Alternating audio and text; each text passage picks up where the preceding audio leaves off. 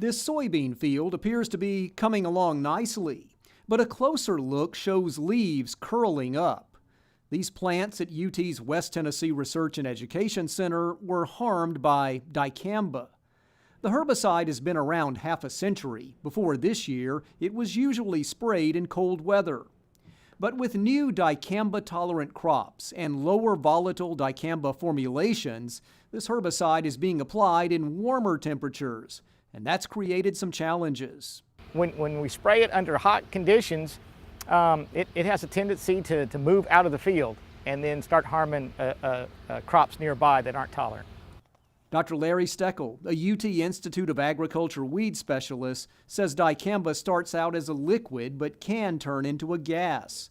It drifts from field to field by wind and sometimes fog.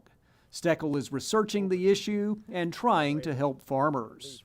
UT Extension, UT Research, we are educators, we are not regulators. And so when we get called in, we're not going to help place blame on who did what. What we're going in to do is help these growers assess what problem they have.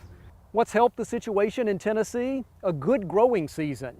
There's been plenty of rain here, and that can actually allow a crop to grow away from the early season injury. The dicamba damage might have been worse in a drought year. Still, 500,000 acres of soybeans could be affected, as well as cotton, though we won't know yield impacts for a while. And from now until harvest, the situation will be watched closely.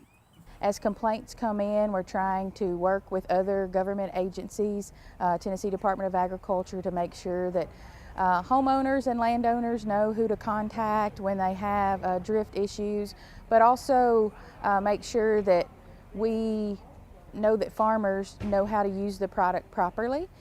And that's a real characteristic you'll see, especially on the new growth. UT Extension leaders say this summer of dicamba damage is a learning process. Farmers must fight weeds in order to grow crops. While dicamba had its impact in 2017, the key goal is to prevent damage in the future. This is Charles Denny reporting. And some dicamba itself. We have some containers.